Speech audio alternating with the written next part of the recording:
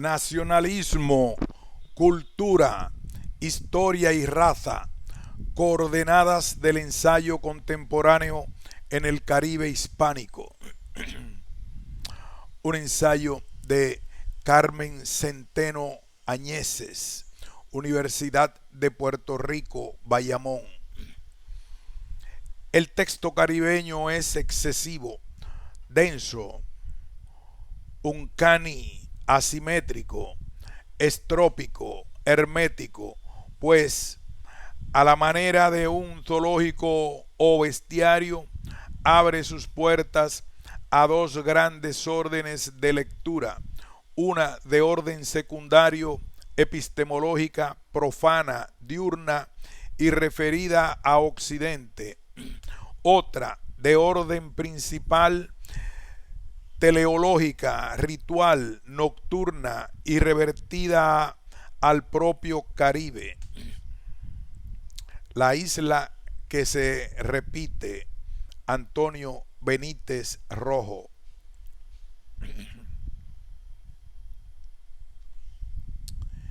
El ensayo contemporáneo del Caribe hispánico constituye un espacio discursivo de reflexión sobre temas tales como el nacionalismo cultural, la identidad, la modernidad, la globalización, el desarrollo y la interpretación de hechos históricos significativos para la región. Al igual que en otras partes del mundo, la caída de los metarrelatos épicos y totalizantes de lo nacional y el derrumbe de las epistemologías eurocéntricas legitimadoras del pensamiento colonial en sus diversas variantes constituyen los ejes que atraviesan el pensamiento de la zona. En ella se ha producido un profundo repensar de su historia a la luz de nuevos cánones formulados en parte por el influjo de las teorías postcoloniales y subalternas, las cuales, según Silvio Torres Saillán, en su obra An Intellectual History of the Caribbean, han cobrado un papel protagónico en el pensamiento caribeño a expensas de las tradiciones intelectuales antillanas que tuvieron auge durante los años 60 y 70. Persiste además una escritura derivada de los relatos emancipatorios que nacen de las especificidades del Caribe y que en ocasiones se han apropiado de nuevas teorías para enriquecer su discurso. Las discusiones surgidas en torno a los ejes citados se producen tanto en las islas como en sus respectivas diásporas, las cuales constituyen un fenómeno distinto al de los países de América del Sur, como lo ejemplifica la gran cantidad de emigrantes puertorriqueños, dominicanos y cubanos que residen en los Estados Unidos. Los intelectuales radicados mayormente en este país, provenientes de Puerto Rico, Cuba y República Dominicana, han sostenido un diálogo con los de la isla sobre la construcción de propuestas alternativas en torno a la identidad nacional, la raza y la exégesis histórica, el surgimiento de lo que se ha llamado una identidad transnacional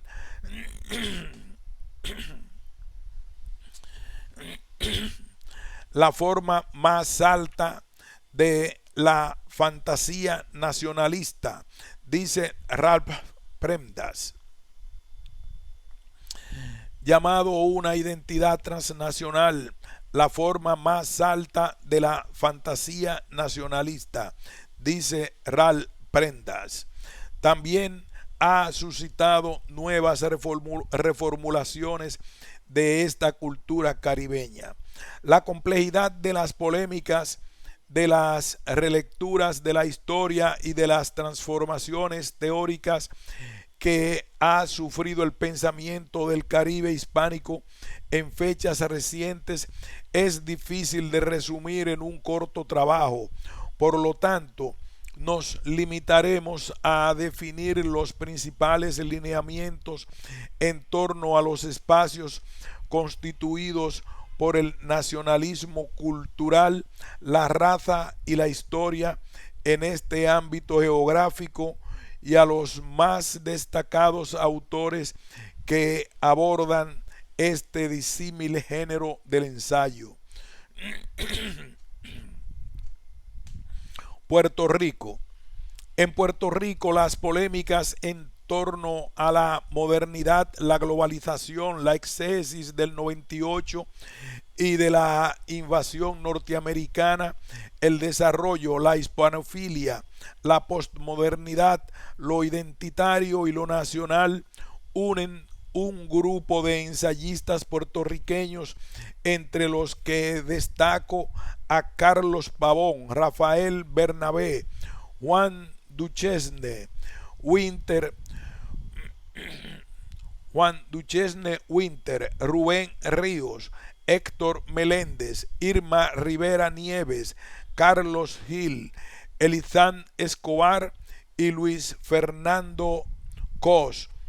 El centro sobre el que han gravitado dichas discusiones lo constituyen la identidad y el nacionalismo cultural, llamado por algunos neonacionalismo, los cuales están ligados a los temas de la posmodernidad y al surgimiento de la esfera global. Hablamos, claro está, de un proceso globalizador asimétrico que ha generado la coexistencia de diversas temporalidades y que el Caribe se revela en la pluralidad de economías existentes, en los movimientos diaspóricos y en la creciente hibridez de patrones culturales que caracteriza a la zona. Lo cierto es que, tal como señala el crítico puertorriqueño Luis Felipe Díaz, desde la década del 70 no había surgido en la isla un debate cultural que respondiera a lo que se puede considerar como el inicio de otra era. Las nuevas posturas críticas, sin embargo, no son tajantemente distintas de las elaboradas por las corrientes marxistas y los estudios obreros. Estos abordaron lo nacional desde nuevas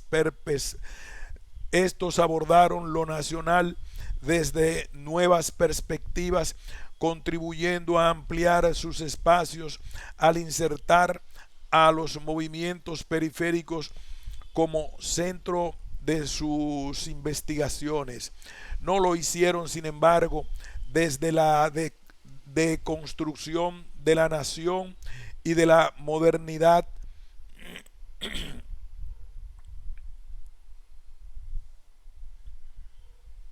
de forma sistemática, no alejados del todo de la idea del progreso ni de los ideales de la ilustración.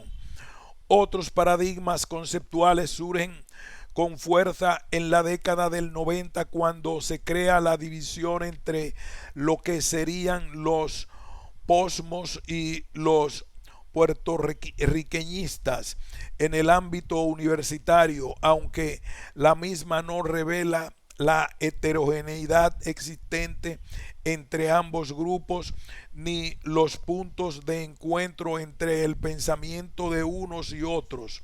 Algunos de los primeros, aunados en torno a las revistas Bordes y Postdata, contribuyeron a difundir el pensamiento de intelectuales postcoloniales como Homi Bhabha y contestatarios norteamericanos como Stanley Aronowitz. La revista Bordes hacía crítica del capitalismo a la vez que en sus artículos se reflexionaba sobre el nacionalismo y la modernidad, partiendo fundamentalmente de lecturas teóricos europeos como las de Batimo, Gellner y Derrida.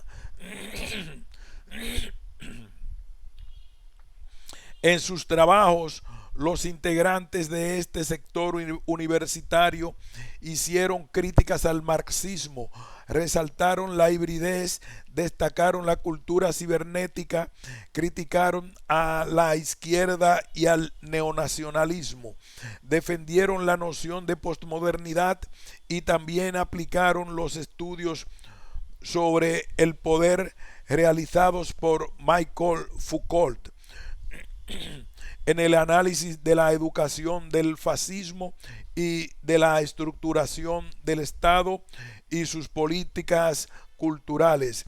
En este contexto es que se insertan las diversas críticas al nacionalismo cultural de este grupo, del cual Carlos Pavón es uno de los más destacados teóricos. Este le interpreta como reflejo de los juegos de control que sostiene la lógica del mercado con el nacionalismo, apoyándose en Néstor García Canclini, uno de los pensadores más citados en América Latina y quien estudia las relaciones de identidad y mercado. Pavón se cuestiona qué somos luego de que las marcas y los objetos nos han convertido en consumidores homogéneos en diversas partes del planeta, creando territorios supranacionales en donde se borran las fronteras entre ellos y nosotros, como expresa Santiago Castro Gómez al referirse al impacto de los medios de comunicación global en las culturas.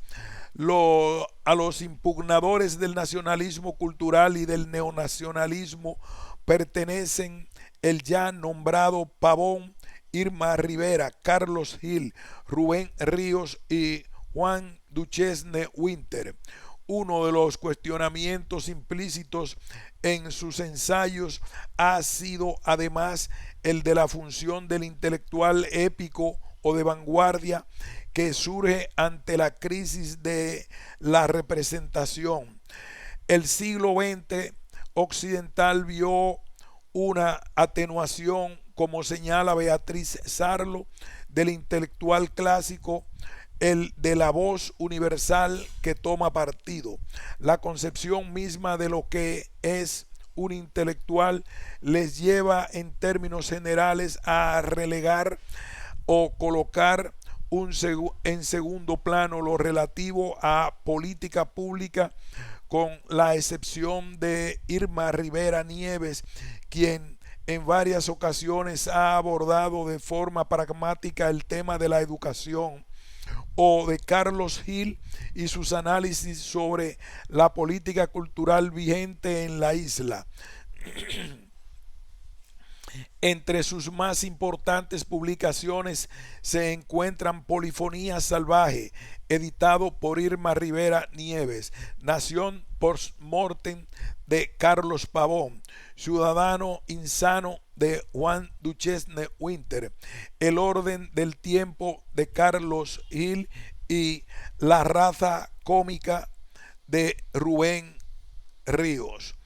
El grupo llamado nacionalista o puertorriqueñista ha criticado el lado más oscuro de la modernidad, como diría Walter Mignolo, resaltando su espíritu eurocéntrico y colonizador. Ha desmantelado el régimen colonial de forma más directa, defendiendo un nacionalismo heredero de Frantz Fanon. Ha sido partícipe del nacionalismo cultural al que concibe como artefacto de poder, aún reconociendo los juegos del mercado, y ha destacado lo que Aníbal Quijano denominara la colonialidad del saber. También ha cuestionado de diversas formas el discurso del desarrollo entendido de forma occidentalista, al igual que ha asumido posturas contestatarias frente a las políticas sobre la lengua que violan los derechos humanos y defendido los archivos como centrales en la recuperación de la memoria colectiva, especialmente los del 98, fecha emblemática para la isla, debido a que en ella se convirtió en colonia de Estados Unidos. Sus prácticas discursivas han estado permeadas de un afán por someter propuestas concretas en torno a los problemas sociales de Puerto Rico, por lo que demuestran el influjo de no solo de Foucault, sino de las ciencias sociales y sus saberes.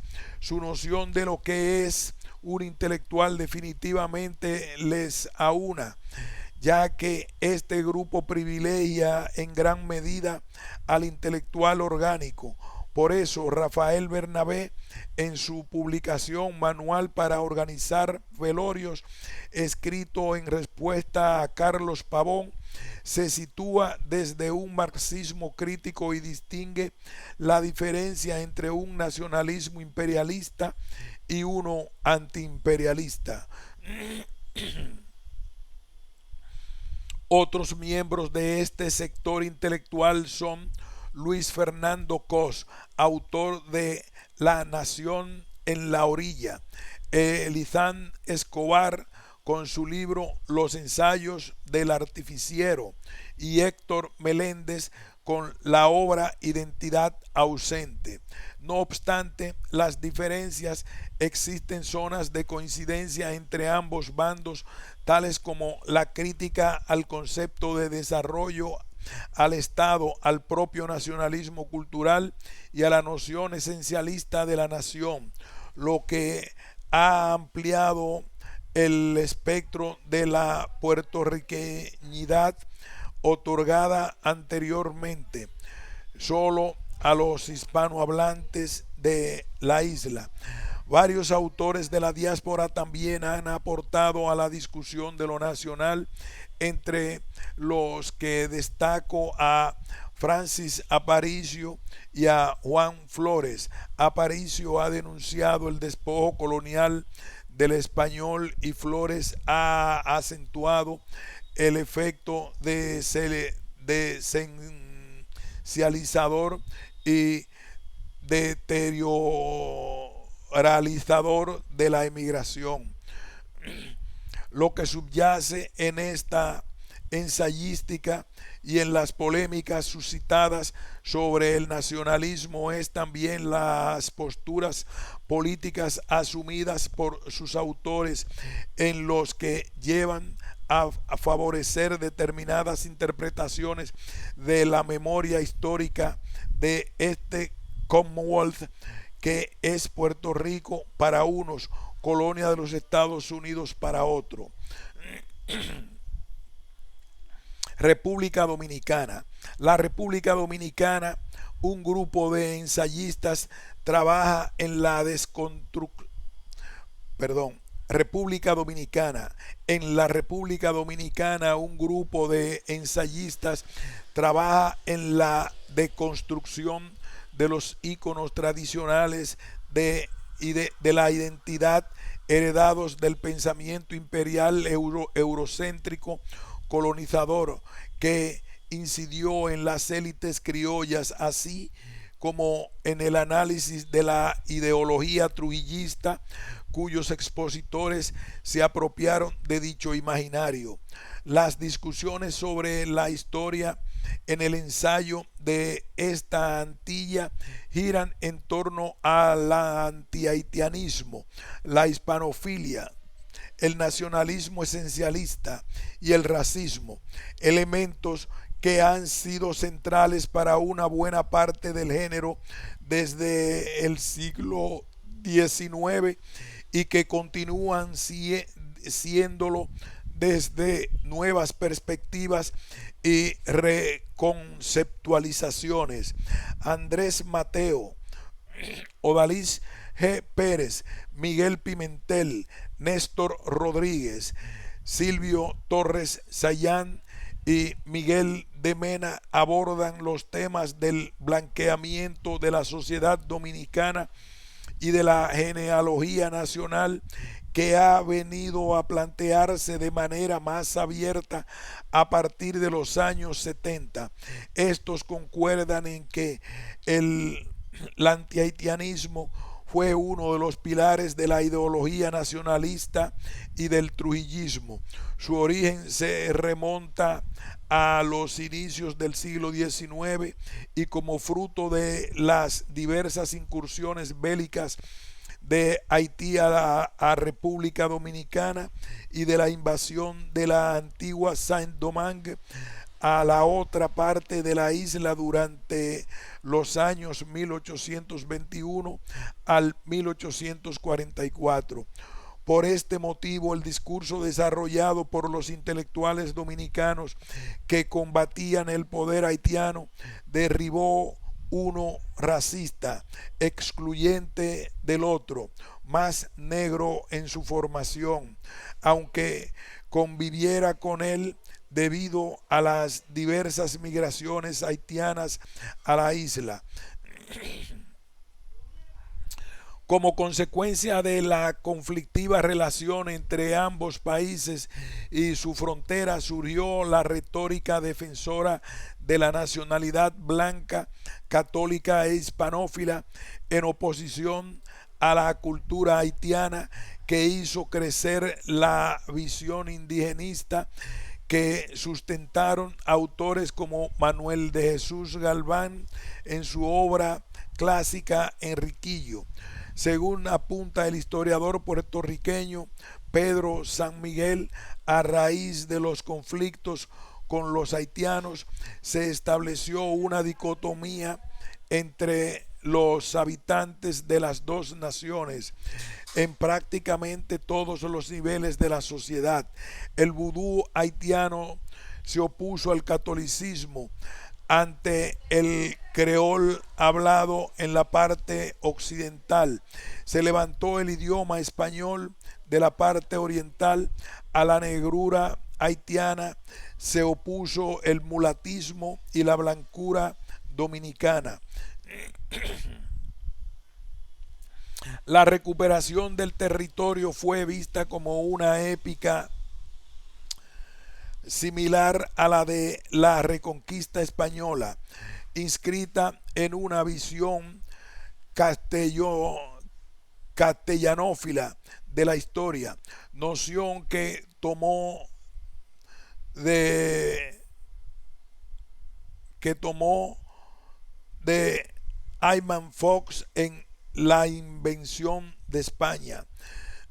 Se produjo así un discurso etnocéntrico que ignoraba la realidad de la imprecisión de los grupos raciales en el Caribe, en concordancia con las taxonomías sobre la raza elaborada por el positivismo. Con ello, la modernidad periférica se adueñaba de los mitos e íconos culturales de la metrópoli. La hispanidad se convirtió en un mito gigantesco que convivía con la cotidianidad de la mentira institucional de la dictadura, afirma el escritor Andrés Mateo en su libro de ensayos Al filo de la dominicanidad, al referirse al discurso prevaleciente en la era republicana.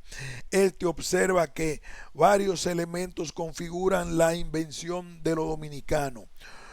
Comillas, primogénita de las provincias ultramarinas de España, raíz de la hispanidad en el continente americano, primer asiento de europeos en las tierras recién conquistadas, primer solar americano en que se cantó la Santa Misa Católica, asiento glorioso de la primera catedral americana, faro del saber en que se fundó la primera universidad del Nuevo Mundo, primer cabildo americano.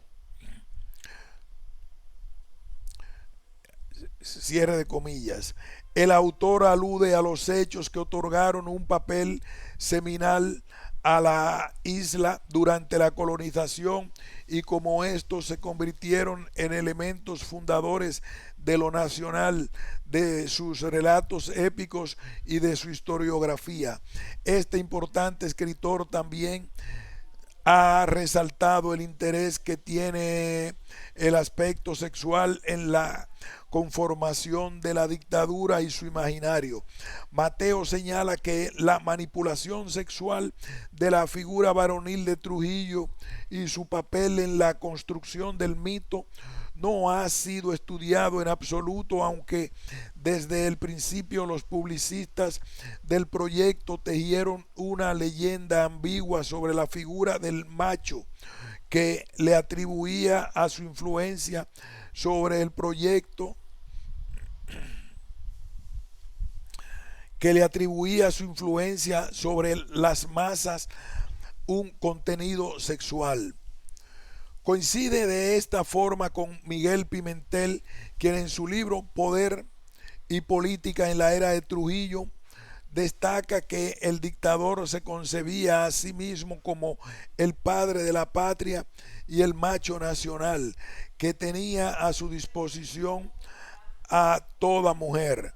Partiendo de la voluntad del saber, Michael Foucault, Pimentel analiza la relación entre lo erótico, la nación y la figura del dictador que encierra a la familia en una sola versión, la heterosexual, rasgo común de los regímenes totalitarios, declara.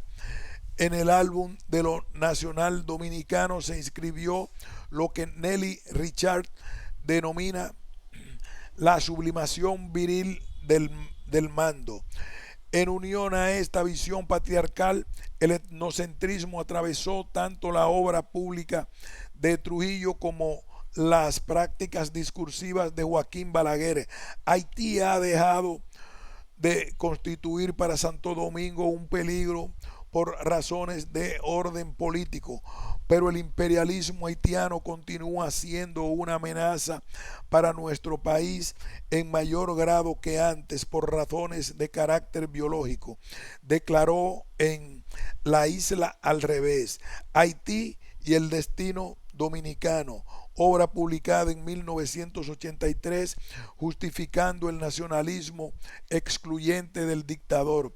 Toda la filosofía de la historia de que se acompañó para su legitimación la era de Trujillo enarbolaba el nacionalismo y clasificó en gestas concretas una cierta ética del poder que lo presuponía. Destacó Andrés L. Mateo.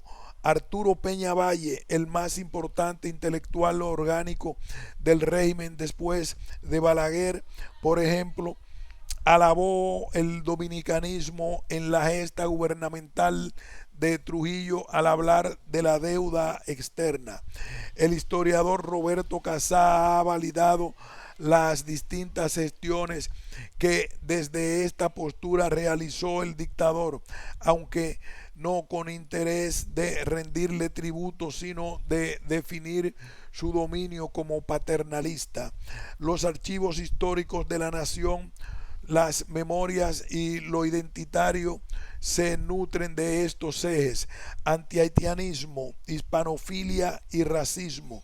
Concuerda Néstor Rodríguez, escritor de la diáspora, en su obra La isla y su envés, título que parafrasea el nombrado texto de Balaguer, en el que nos recuerda que este no fue solo intelectual, sino hombre de acción que validó la matanza de haitianos de 1937, basándose en escritos de Jacques Derrida, Homi Bhabha y Etienne Balibar, este asevera que la ciudad trujillista está desierta, pues sus arcontes están incapacitados para dominar como antes el debate en torno a la identidad dominicana. Ya es posible sostener la celebración de un mestizaje entre el elemento ibérico y el indígena excluyente del africano, como el que se aprecia en la retórica empleada en la poesía anacaona de Salomé Ureña, poeta fundadora de lo nacional, afirma adscribiéndose al análisis de Doris Sommer en el libro Ficciones Fundacionales. Silvio Torres Allén, defensor de una epistemología caribeña opuesta a los discursos eurocentristas y sostenida en las figuras de Franz Fanon, José Martí y Fernández Retamar, entre otros teóricos de la zona, critica el discurso de Manuel Núñez expuesto en el libro El ocaso de la nación dominicana. Reconocido intelectual de la diáspora radicada en los Estados Unidos, ataca severamente estas posiciones que entiende valida Núñez y coincide con la postura de Odalis Pérez, autor residente en la isla, quien en su libro La ideología rota también hace un extenso análisis de esta obra. Torres Allán denomina vandalismo epistemológico al pensamiento elaborado por Balaguer y sus seguidores intelectuales. El Trujillato, dice, nos puso a todos a creer que descendíamos directamente de los conquistadores, aunque la evidencia de la piel nos vinculara a los esclavos. Lo racial, como vemos, conforma el factor más importante de la discusión de estos ensayistas en torno a la historia de la gesta de Trujillo y el nacionalismo. Se interesa además con la masculinidad, es decir, con el género, con el sexismo, que es la más difícil de desarraigar de todas las formas del esencialismo, asevera el sociólogo francés Pierre Bourdieu en su trabajo sobre la dominación masculina.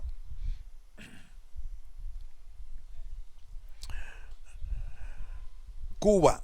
El estudio del ensayo cubano contemporáneo, por otra parte, representa un desafío debido a la limitada circulación de los libros de Cuba fuera de su ámbito geográfico. Por todas las antologías de la reciente creación ensayística se encuentra al alcance Cuba. El estudio del ensayo cubano contemporáneo, por otra parte, representa un desafío debido a la limitada circulación de los libros de Cuba fuera de su ámbito geográfico. No todas las antologías de la reciente creación ensayística se encuentran al alcance y destaco la del exiliado Iván de la Nuez, Cuba y el día después, y la de Vivir y pensar en Cuba, publicada en La Isla. La antología titulada Ensayo cubano del siglo XX del año 2002, cuya selección, prólogo y notas fueron hechos por Rafael Hernández y Rafael Rojas, el primero director de la revista Temas de Cuba y el segundo escritor radicado en México y crítico de las políticas de la revolución, ha tenido sin embargo una gran difusión. Otra dificultad la constituye el hecho de que el tipo de ensayo que analiza lo nacional, la historia, la globalización y sus efectos sobre la cultura cubana, y que cumple una función semejante a la de los ensayos de los autores hispanoamericanos de fines del siglo XIX, que tenían que interpretar las fluctuantes realidades del continente. No es el privilegiado en las publicaciones de la isla. En la antología de Hernández y Rojas, la mayor parte de los trabajos pertenecen a la interpretación literaria y artística, aunque por supuesto se tocan en ellos nociones fundamentales de la exégesis de lo nacional y de la inserción de este en lo global, como lo hacen Margarita Mateo Palmer en su trabajo Literatura Latinoamericana y Postmodernismo, una visión cubana, y el curador de arte Gerardo Mosquera en Sobre arte, globalización y cultura, espacios críticos y de debate frontal sobre la historia y lo nacional pueden encontrarse en internet, lugar al que han acudido intelectuales socialistas que reescriben la historia de la revolución y sus memorias desde el análisis de lo que se conoce como el quinquenio gris. Dos importantes lugares de la red nos revelan el rostro de ese camaleónico género llamado ensayo. La página del Centro Criterios, dirigida por Desiderio Navarro, y la de Consuelo, desde Cuba. En ambas se recopilan los ensayos motivados por la reciente revisión de la era de imposición de un realismo social y de persecución a los homosexuales que demarcó a todo el periodo de la vida cultural y literaria del país. Ese desplazamiento del género al ciberespacio no debe minimizar al ensayo, sino que el hecho apunta a la búsqueda de espacios no canónicos y a la ampliación del público lector. Recordemos que gran parte de la obra de José Martí fue publicada en diarios, incluyendo a su todavía vigente ensayo Nuestra América. La versión electrónica de Criterios recoge las ponencias presentadas en el ciclo La política cultural del período revolucionario. Aquí hacemos una pausa y continuaremos más adelante con la versión electrónica de Criterios, que recoge las ponencias presentadas en el ciclo La política cultural del periodismo revolucionario, memoria y reflexión.